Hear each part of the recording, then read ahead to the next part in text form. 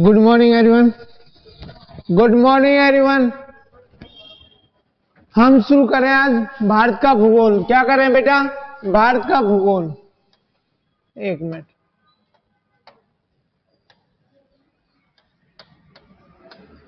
भारत का भूगोल। अब बातें मत करो बेटा। भारत के भूगोल में सबसे पहले लेते हैं क्या? नामकरण। क्या शुरुआत करते बेटा? नामकरण से। किसका? भारत का। अच्छा मुझे ये बताइए, सबसे पहले भारत का नाम क्या था? क्या नाम था? आर्यव्रत। क्यों कहा गया बेटे इसे आर्यव्रत? क्योंकि उत्तर भारत में जो लोग निवास करते थे उन्हें कहा जाता था क्या? आर्य। और आर्यों के रहने का निवास स्थान क्या कहा गया? आर्यव्रत। एक नाम। उसके बाद आर्यों का शक्तिशाली शासक कौन हुआ बेटा? भरत। कौन हुआ? भरत के नाम पर इस युवा का नाम क्या हुआ? कितने नाम हो गए? 2। उसके बाद अशोक, सम्राट अशोक के गौड़ शिलालेखों में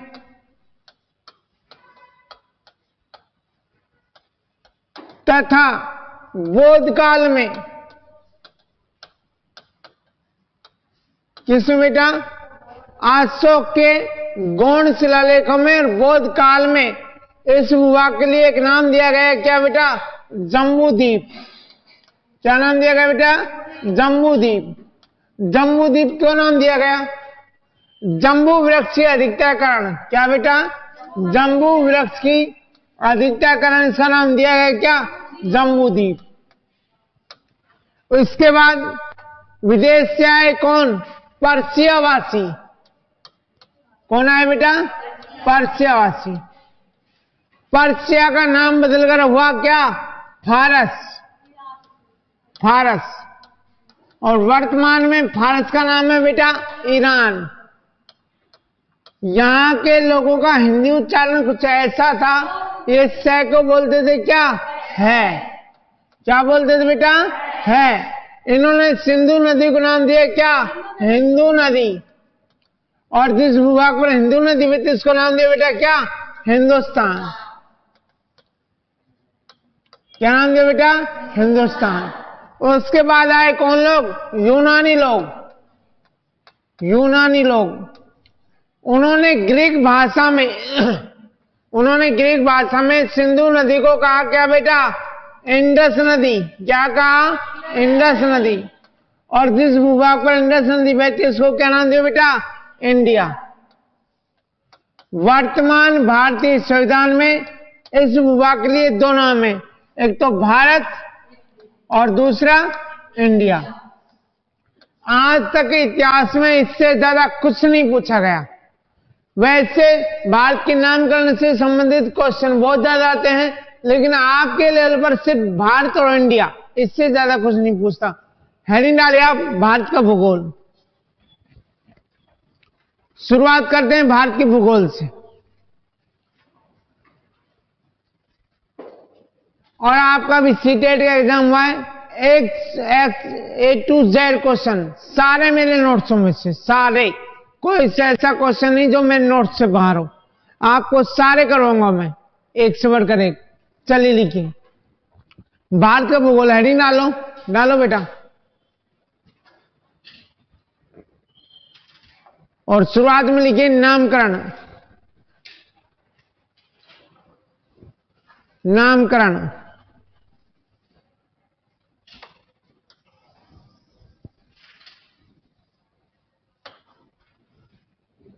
नामकरण लिखिए।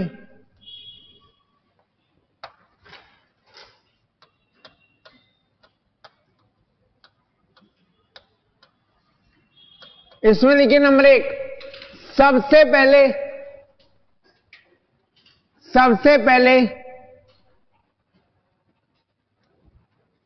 इस भूभाग के लिए, सबसे पहले इस भूभाग के लिए आर्यव्रत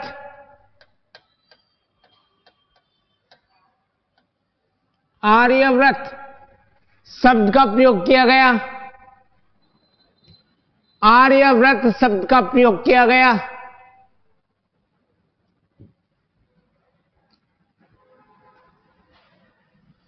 क्योंकि जो लोग उत्तर में निवास करते थे उन्हें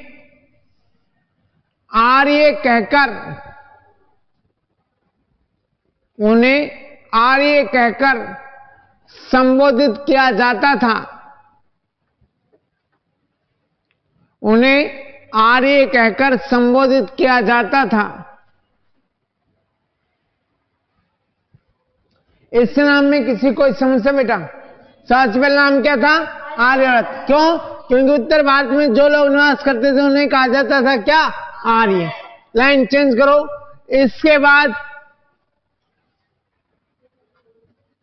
इसके बाद आर्यों का,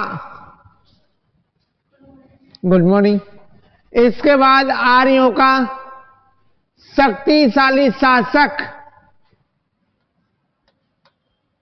भरत हुआ।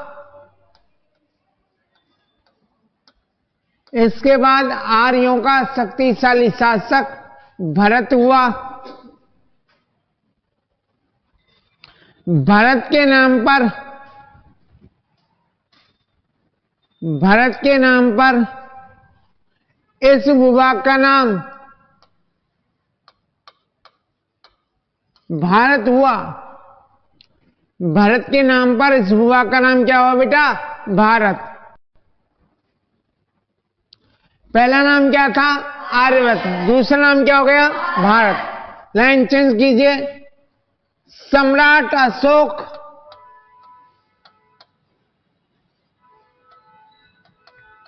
सम्राट अशोक के गौण शिलालेखों में, सम्राट अशोक के गौण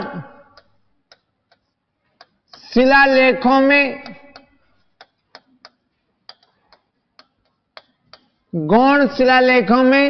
वह बौद्ध काल में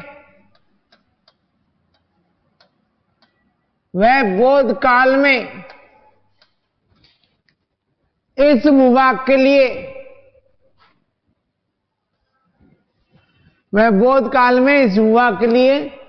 जम्बू वृक्ष की अधिकता के कारण,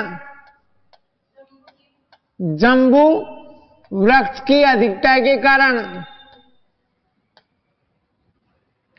जम्बू द्वीप कहा गया। जम्बू द्वीप कहा गया। जम्बू वृक्ष की अधिकता के कारण क्या कहा गया बेटा? जम्बू द्वीप। पहला नाम आर्यव्रत, दूसरा नाम भारत, तीसरा नाम जम्बू द्वीप। उसके बाद फिर लाइन चेंज कीजिए एक बार। विदेश से पर्सिया या फारस या ईरानवासी, विदेश से पर्सिया या फारस या ईरानवासी आए। पर्सिया या फारस या ईरानवासी आए। इन्होंने सिंधु नदी को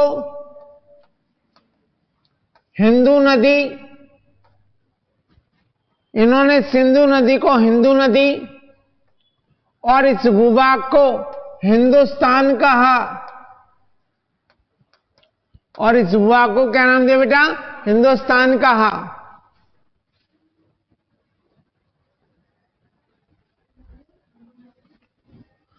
चार नाम हो गए। पहला नाम आर्यव्रत, दूसरा भारत, तीसरा जम्बूद्वीप, चौथा हिंदुस्तान। लाइन चेंज कर दो, कोई बात नहीं, और कर लो बेटा आराम से, हमें कोई जल्दी नहीं, आप आराम से कीजिए।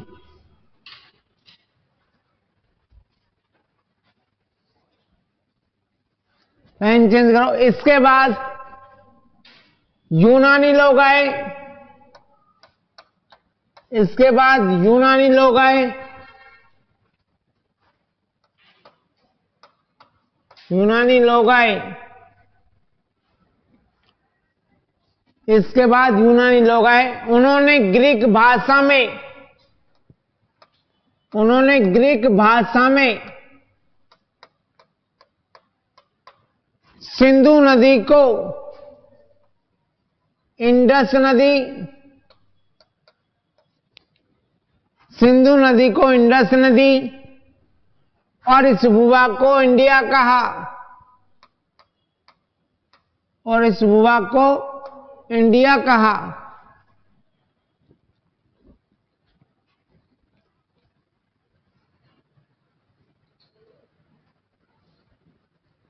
कितने नाम हो गए? 5। पहला आर्यव्रत, दूसरा भारत, तीसरा जम्बूद्वीप, चौथा हिंदुस्तान और 5वां इंडिया।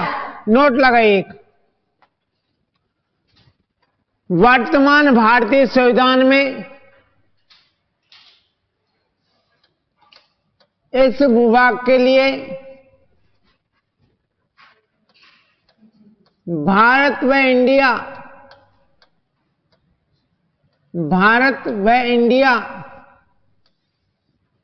शब्दों का प्रयोग किया गया है।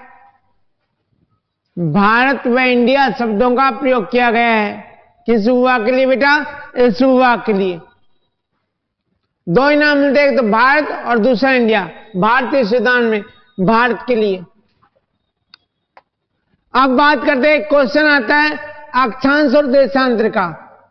हेडिंग डाल लीजिए अक्षांश, अक्षांश। इनको इंग्लिश में कहते हैं लेटीट्यूड, लेटीट्यूड। क्या कहते हैं इंग्लिश में? लेटीट्यूड। अच्छा, अक्षांश वैसे कहते किसे? ग्लोब पर। ये मान लिया हमने काल्पनिक ग्लोब बना लिया, इस पर अक्षांश किसे कहेंगे बेटा? देख इधर, पृथ्वी के केंद्र से उत्तर, ये उत्तर हो गया बेटा, ये दक्षिण। पृथ्वी के केंद्र से उत्तर व दक्षिण की ओर कैसी दूरी बेटा? कोणात्मक दूरी।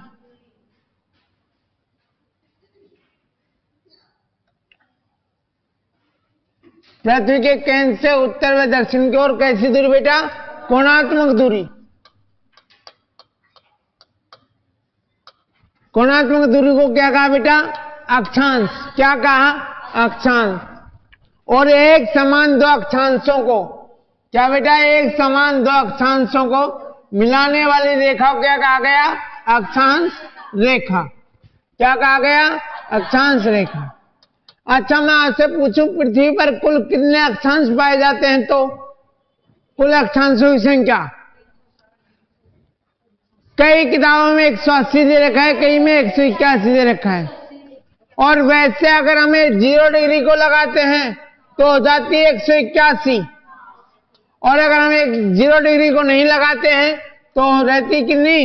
180। ध्यान रखना, अगर 0 डिग्री को लगाते हैं तो हो जाए कितनी? 181, और 0 डिग्री को नहीं लगाते तो कितनी? 180। पृथ्वी पर पाए जाने वाले कुल अक्षांश रेखाओं की संख्या, रेखाओं की संख्या 179, 179। कैसे? क्योंकि जो उत्तरी बिंदु और दक्षिणी बिंदु है बेटा, ये अक्षांशों गिना जाता है, अक्षांश रेखा नहीं। इसलिए कुल अक्षांश 180 और अक्षांश रेखाएं 179। क्योंकि यहां से यहां पर हमें चांदा रखते हैं, उसको इंग्लिश में पता नहीं क्या बोलते हैं मुझे, यहां पर रखते हैं उसको, तो यहां तक कितने कोण होंगे बेटा? 90। और यहां पर कितने कोण होंगे? 90। 90 90 180। अगर 0 डिग्री को लगाते हैं तो कितने हो जाएंगे? 181। और 0 डिग्री को नहीं लगाते हैं तो कितने हो जाएंगे? 180। पृथ्वी पर पाए जाने वाले दो अक्षांशों के मध्य की दूरी कितनी होती है? लगभग 111 किलोमीटर। इस दूरी को क्या कहेंगे बेटा? जोन या कटिबंध। क्या कहेंगे? जोन या कटिबंध। पृथ्वी पर पाए जाने वाले कुल कटिबंधों की संख्या 3। पहला शीत कटिबंध, नंबर 2 शीतोष्ण कटिबंध और नंबर 3 उष्ण कटिबंध। 0 से 23.5 डिग्री उत्तर और 23.5 डिग्री दक्षिण तक कैसा कटिबंध पाएगा? सूर्य किरणें जहां पर लगातार सीधी गिरे वहां पर कैसा कटिबंध? उष्ण कटिबंध। 23.5 से 66.5 डिग्री उत्तर, 1 मिनट बेटा, 66.5 डिग्री उत्तरी अक्षांश,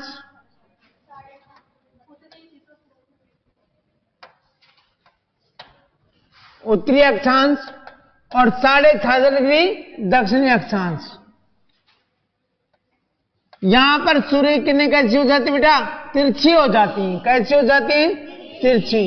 तो आधी सर्दी आधी गर्मी क्या हो गया? शीतोष्ण कटिबंध। और 66.5 से 90 डिग्री उत्तर और 90 डिग्री दक्षिण, यहां पर कैसा कटिबंध पाएगा? शीत कटिबंध। तो इसमें कोई समस्या नहीं होनी चाहिए। शीत कटिबंध, शीतोष्ण कटिबंध, उष्ण कटिबंध, कोई समस्या बेटा? चलिए एक लाइन लिखिए आप।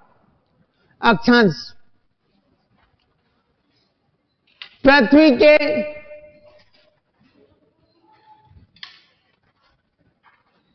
के केंद्र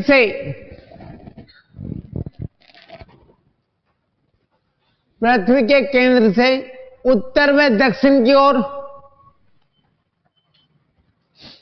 पृथ्वी के केंद्र से उत्तर व दक्षिण की ओर पाई जाने वाली कोणात्मक दूरी को, पृथ्वी के केंद्र से उत्तर व दक्षिण की ओर पाई जाने वाली कोणात्मक दूरी को, कोई बात नहीं, कोणात्मक दूरी को अक्षांश कहते हैं। कोणात्मक दूरी को अक्षांश कहते हैं। और एक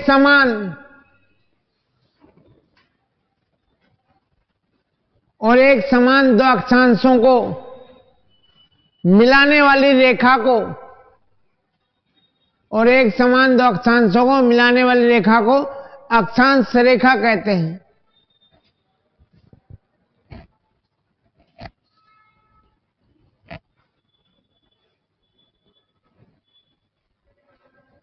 ठीक है।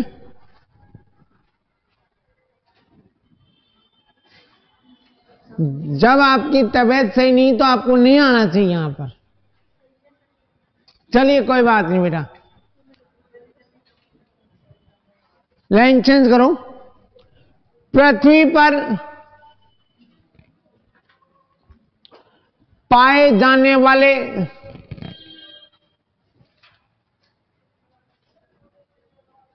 कुल अक्षांशों की संख्या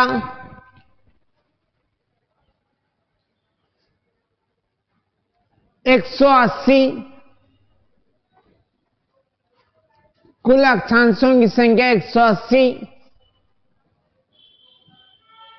जबकि अक्षांश रेखाओं की संख्या 179 होती है।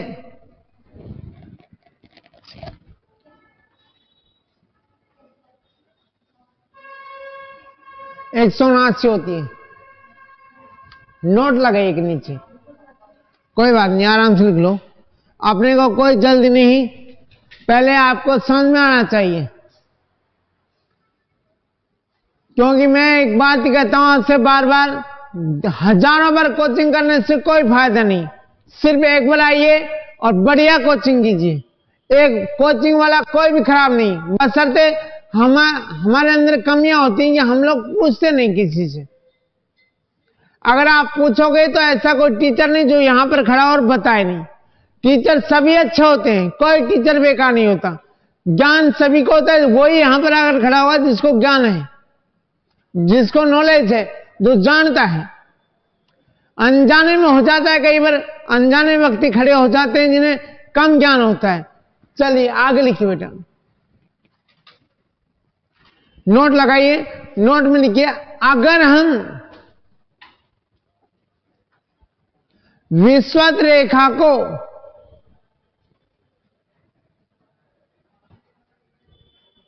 रेखा को अक्षांशों में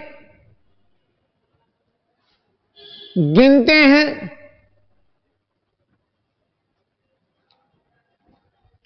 विषुवत रेखा को अक्षांशों में गिनते हैं, तो अक्षांशों की कुल संख्या 181 हो जाती है। और अक्षांशों की कुल संख्या कितनी हो जाएगी बेटा? 181। अगर हम विषुवत रेखा को काउंट करते हैं तो, अगर विषुवत रेखा को काउंट नहीं करते हैं तो कितनी रहेगी? 180, और वैसे 181 अगर विषुवत रेखा को काउंट करते हैं तो। लाइन चेंज कीजिए। पृथ्वी पर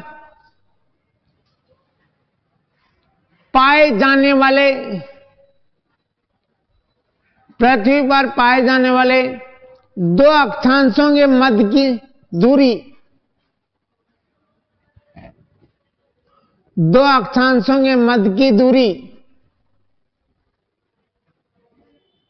लगभग 111 किलोमीटर होती है। लगभग 111 किलोमीटर होती है।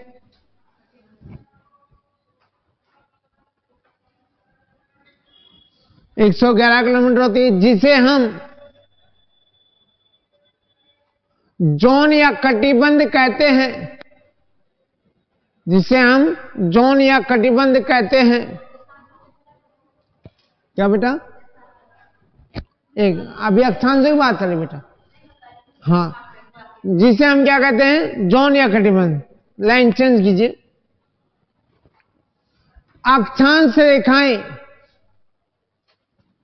अक्षांश रेखाएं हमेशा पश्चिम से पूर्व की ओर खींची जाती हैं। अक्षांश रेखाएं हमेशा पश्चिम से पूर्व की ओर खींची जाती हैं, क्योंकि हमारी पृथ्वी की जो घूर्णन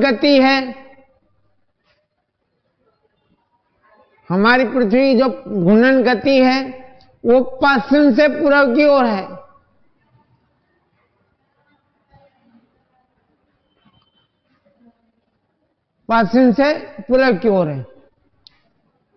ठीक है बेटा, ये हो गया आपके क्या? अक्षांश। अब बात करते हैं देशांतरों की। किसकी बेटा? देशांतरों की।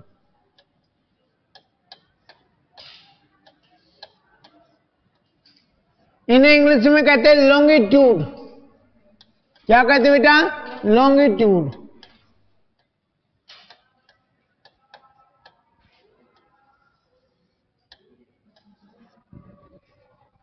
एक बार फिर काल्पनिक ग्लोब बनाते हैं हम। और पहले हमने पूरा से पश्चिम की ओर एक रेखा खींची थी, जिसको नाम दिया था क्या? 0 डिग्री। और अब हम एक रेखा खींचते हैं उत्तर से दक्षिण की ओर, 0 डिग्री। ये भी केंद्र हो गया, ये भी केंद्र हो गया पृथ्वी का।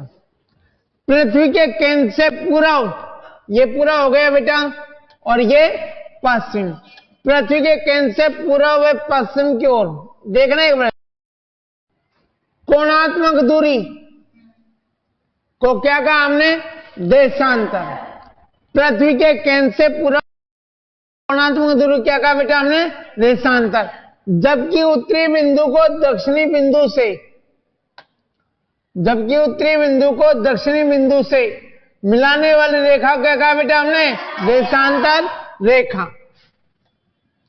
क्या कहा बेटा? देशांतर रेखा। पृथ्वी पर पाए जाने वाले कुल देशांतरों की संख्या 360। कितनी होगी? पृथ्वी को एक देशांतर से दूसरे देशांतर पर जाने में कितना समय लगता है बेटा? 4 मिनट का। कितना समय लगता है? अच्छा, विषुवत रेखा पर दो देशांतरों के मध्य की दूरी कितनी होती है? लगभग 111.32 किलोमीटर। कितनी बेटा? 111.32 किलोमीटर। इस दूरी को क्या कहेंगे बेटा? इस दूरी को कहेंगे गोरे। गोरे या कई किताबों में दे रखा है गोर। एक ही बात बेटा, गोर का हो या गोरे का हो। दो देशांतरों के मध्य की दूरी कितनी होगी? 111.32 किलोमीटर। अच्छा, पृथ्वी अपनी धुरी पर घूर्णन गति किस गति से कर रही है? 1610 किलोमीटर। 1610 किलोमीटर प्रति हावर की स्पीड से। कितनी स्पीड से? 1610 किलोमीटर प्रति हावर की स्पीड। 1 घंटे में 1610 किलोमीटर, तो 360 देशांतर पार करने में समय लगेगा कितना? 1440 मिनट का। कितना बेटा? 1440 मिनट का। 1440 मिनट के हम घंटे बनाएंगे, कितने का भाग देंगे बेटे इसमें? 60 का। कितने का? 60 का। हमारा दिन कितने समय का होता है? 24 घंटे का। कितने का? 24 घंटे का। जबकि पृथ्वी अपनी धुरी पर एक चक्कर पूरा लगाने करने में समय लेती है 23 घंटे 56 मिनट और 4.9 सेकंड। ये जो 3 मिनट और 55 सेकंड का जो समय बच गया बेटा, एक साल में जुड़कर हो जाएगा कितना? 6 घंटे। कितना हो जाएगा? 6 घंटे। और 4 साल में कितना हो जाएगा बेटा? 24 घंटा। 24 घंटे क्या होता है? एक दिन होता है। इससे हम कहां ऐड करेंगे? फरवरी में, जो 4 साल में एक बार आती है, जिसे बोलते हैं क्या? लीप वर्ष। क्या बोलते हैं हम? लीप वर्ष। कोई समस्या बेटा? हेडिंग डाली देशांतर। इंग्लिश में लिखिए लॉन्गिट्यूड। लिख लिया? इसमें लिखिए पृथ्वी के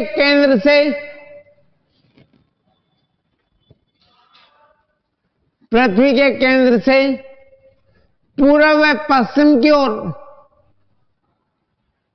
पृथ्वी के केंद्र से पूर्व व पश्चिम की ओर कोणात्मक दूरी, पृथ्वी के केंद्र से पूर्व व पश्चिम की ओर कोणात्मक दूरी को देशांतर कहते हैं। कोणात्मक दूरी को देशांतर कहते हैं। जबकि उत्तरी बिंदु को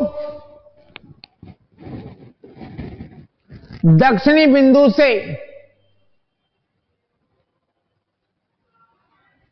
जबकि उत्तरी बिंदु को दक्षिणी बिंदु से मिलाने वाली रेखा को देशांतर रेखा कहते हैं।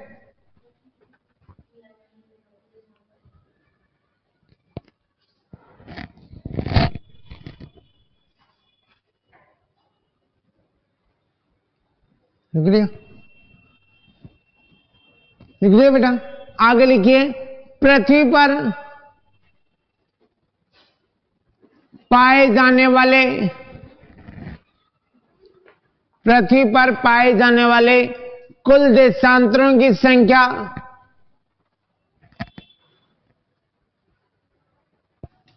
360 होती है। 360 होती है। जबकि पृथ्वी को एक देशांतर से दूसरे देशांतर पर, जबकि पृथ्वी को एक देशांतर से दूसरे देशांतर पर जाने में 4 मिनट का समय लगता है।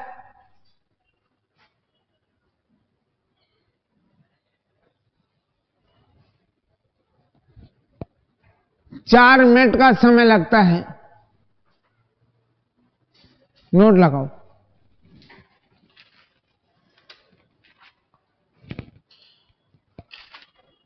पृथ्वी की घूर्णन गति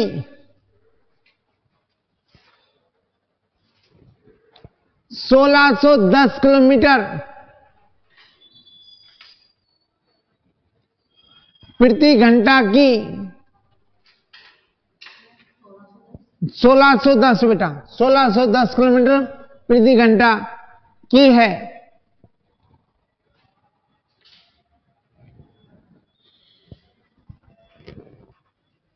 कितनी बेटा? 1610 किलोमीटर प्रति घंटा है। एक घंटे में 1610 किलोमीटर घूमती है पृथ्वी अपनी घूर्णन गति पर।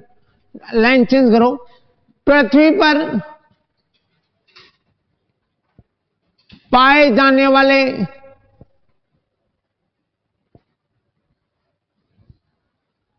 दो देशांतरों के मध्य की दूरी 111.32 किलोमीटर, 111.32 किलोमीटर होती है। 32 किलोमीटर होती है।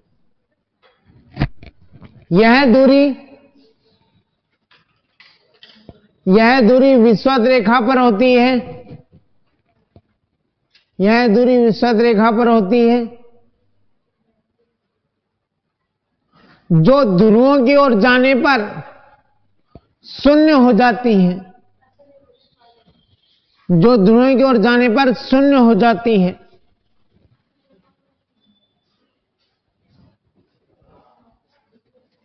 जो ध्रुवों की ओर जाने पर क्या हो जाती है बेटा? शून्य हो जाती है, यानी कि 0 हो जाती है। लिख लिया? चेंज कीजिए। दो देशांतरों के मध्य की दूरी को गोरे या गोर कहते हैं।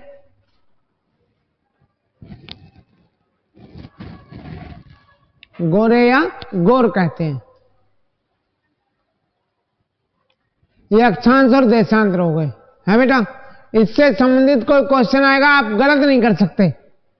अब आपको जो कुछ नहीं आता तो बात एक अलग है, लेकिन मैंने आपके लेवल पर सारी चीज करवा दी। आज आप बच्चे नहीं हो पहली क्लास के या दूसरी क्लास के, इतना नॉलेज तो आपको भी होना चाहिए। ठीक बेटा, चलिए आगे चलते हैं। हम अब बात करते भारत की, वापस आ जाते। भारत के नामकरण की बात हो गई।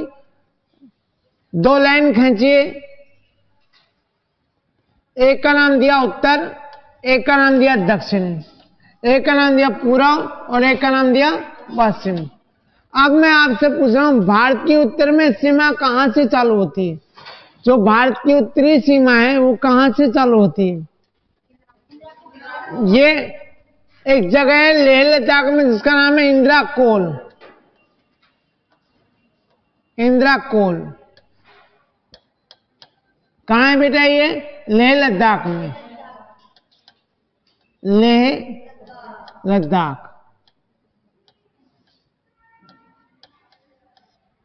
मुख्य भूमि का दक्षिणी बिंदु कन्याकुमारी। कन्याकुमारी। अगर कन्याकुमारी नहीं मिलेगा तो आपको मिलेगा कैफ कैमोरीन। कैमोरीन ये बेटा कहां पर? तमिलनाडु में। उत्तर से दक्षिण तक की भारत की लंबाई कितनी है? 3214 किलोमीटर। ठीक है बेटा। अच्छा, पूर्वी स्थान कौन सा भारत का? नहीं बेटा, पूरी पूछ रहा हूं, पश्चिम नहीं पूछ रहा हूं। किबिथु, या तो किबिथु मिलेगा आपको या किबिजू मिलेगा आपको, या बालांगू मिलेगा आपको, या आपको मिलेगा तवांग। पहला है किबिजू, दूसरा है किबिथु, तीसरा है बालांगू, चौथा है तवांग। ये चारों प्रदेश कहां है? अरुणाचल प्रदेश में। कहां पर बेटा?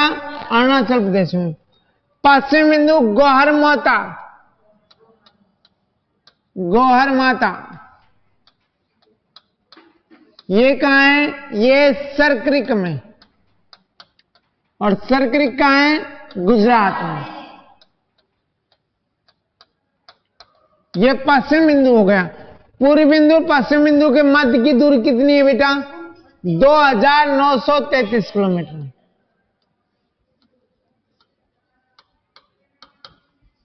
इसी में भारत का अक्षांश विस्तार कितना है? भारत का अक्षांश, मुख्य भूमि का अक्षांश विस्तार, मुख्य भूमि का 8 डिग्री 4 मिनट उत्तरी अक्षांश से लेकर 37 डिग्री 6 मिनट उत्तरी अक्षांश तक। बेटा उत्तरी अक्षांश को जरूर याद रखना, क्योंकि हम उत्तर और पूर्व गोलार्ध में उत्तरी आएगा या पूर्वी आएगा। उत्तरी गोलार्ध उत्तरी अक्षांश और पूर्वी गोलार्ध पूर्वी देशांत। देशांतर विस्तार 68 डिग्री 7 मिनट पूर्वी देशांतर से, पूर्वी देशांतर से 97 डिग्री 25 मिनट पूर्वी देशांतर तक। उतारिए।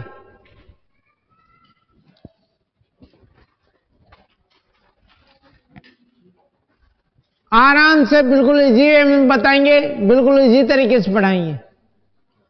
जब तक आपको समझ नहीं आएगा क्या फायदा मेरा पढ़ाने का और क्या फायदा आपका पढ़ने का। पढ़ाओ वो चीज जो आपका सिलेक्शन में भागीदारी करे। बेफालतू की चीजें बहुत आती हैं, बहुत पढ़ाते हैं लोग बाग बेफालतू की चीज। मैं तो सिर्फ वो चीज पढ़ाऊंगा जो सिर्फ एग्जाम में पूछता है।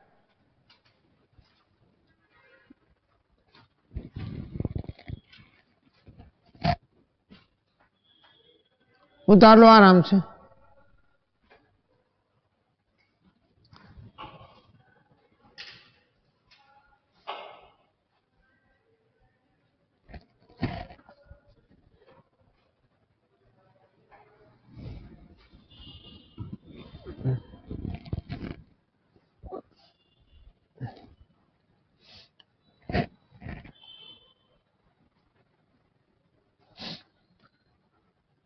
आपका नामकरण हो गया, आपके अक्षांश देशांतर हो गए, आपका उत्तरी बिंदु, दक्षिणी बिंदु, मुख्य भूमिका, पूर्वी बिंदु और पश्चिमी बिंदु ये हो गए। भारत का अक्षांश और देशांतर विस्तार हो गया। आगे लिखिए, आगे लिख लो आप जल्दी से, फिर आगे चलते हैं।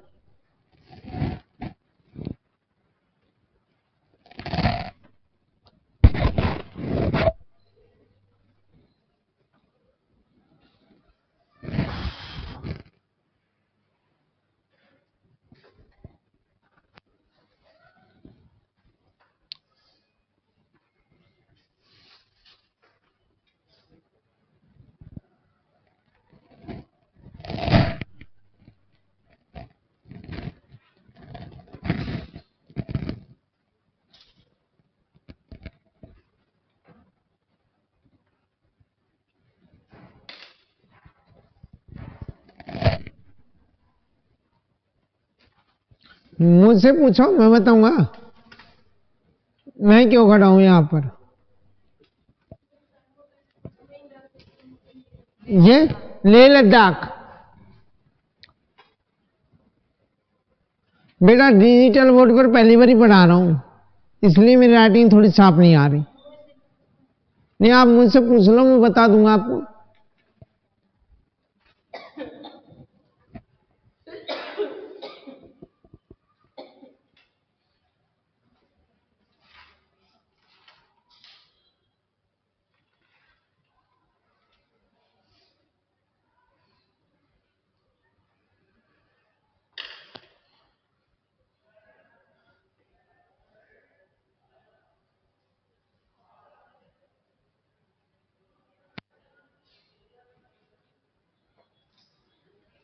हो गया बेटा? उतार लो, बहुत धीरे करते हो आप काम।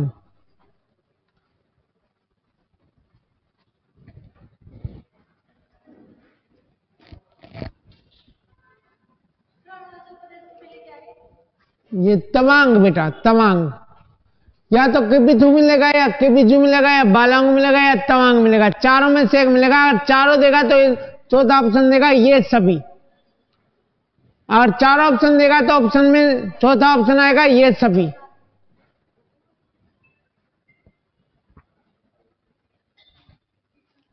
कुछ भी पूछिए, आज जो पढ़ाऊंगा बिल्कुल प्योर पढ़ाऊंगा। चले आगे बेटा। ये तो होगी भारत की मुख्य भूमि। अब एक लाइन नोट डालिए।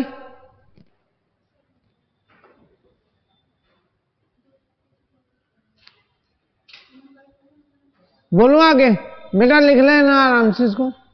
भारत का, लिखो बेटा, भारत का, हाँ नोट में, भारत का दक्षिणतम बिंदु, भारत का दक्षिणतम बिंदु इंदिरा पॉइंट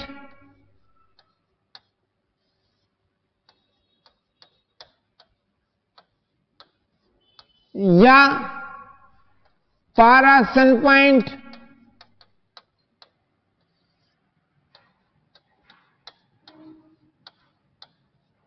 या पिग्मेरियन पॉइंट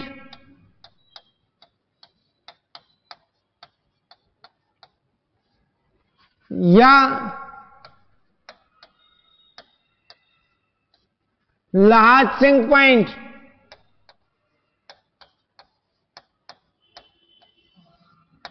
या लाहट सिंह पॉइंट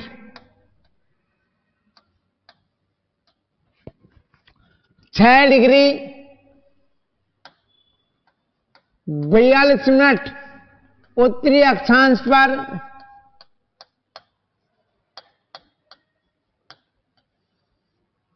अंडमान निकोबार में स्थित है। 6 डिग्री 42 मिनट, कई किताबों में 45 भी रखा है। 6 डिग्री 42 मिनट उत्तरी अक्षांश पर अंडमान निकोबार में स्थित है।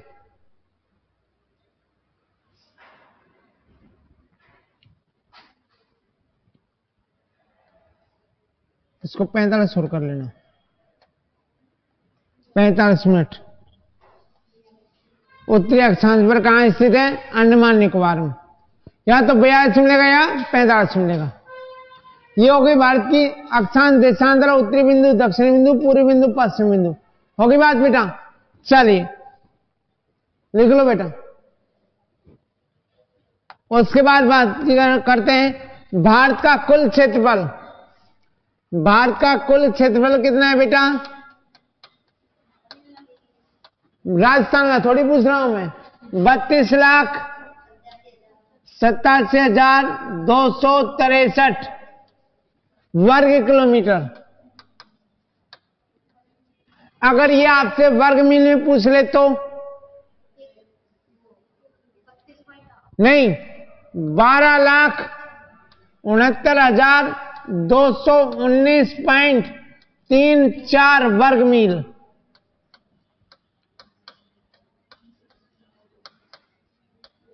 भारत का कुल क्षेत्रफल 32,67,263 वर्ग किलोमीटर या 12,69,219.34 वर्ग मील है, जो विश्व के क्षेत्रफल का 2.42%, जो विश्व के क्षेत्रफल का 2.42% है।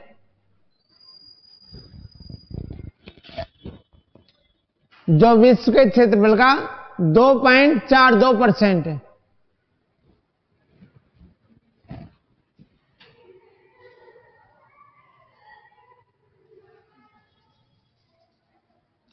जो विश्व के क्षेत्रफल का कितना है बेटा? 2.42% है।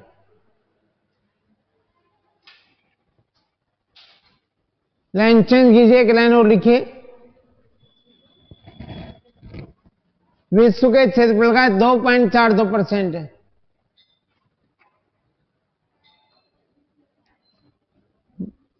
लाइन चेंज करो, लिखो भारत का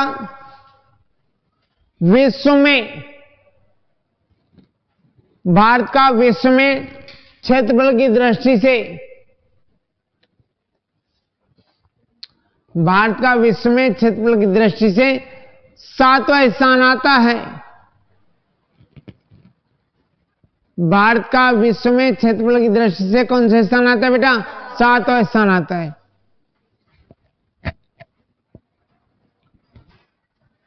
लाइन चेंज कीजिए, क्षेत्रफल की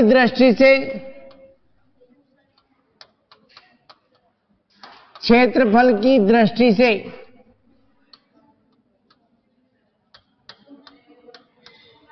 विश्व के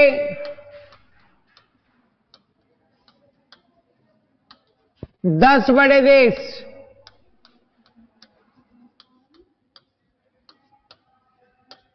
निम्नलिखित हैं।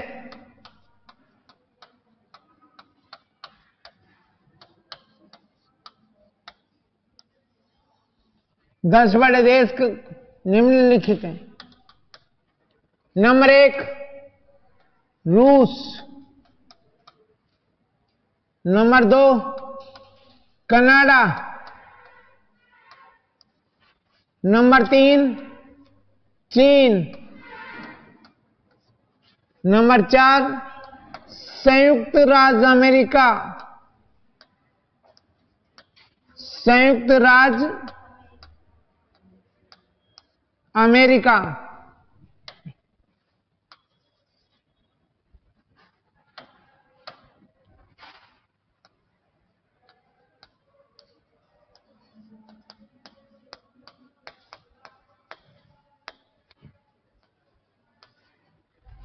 नंबर 5 ऑस्ट्रेलिया,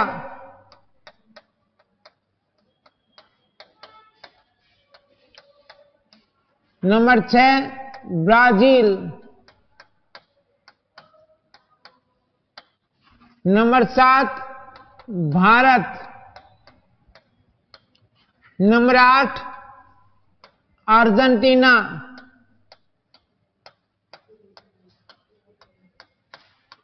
नंबर 9 कजाकिस्तान,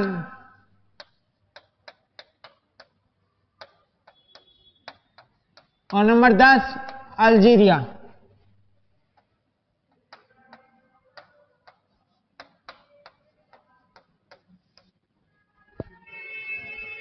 ये विश्व के क्षेत्रफल की दृष्टि से 10 बड़े देश बेटा। रूस, कनाडा, चीन, संयुक्त राज्य America, Australia, Brazil, Bharat, Argentina, Kazakhstan और अल्जीरिया। उतार लीजिए। आज के लिए इतना ही। Thank you.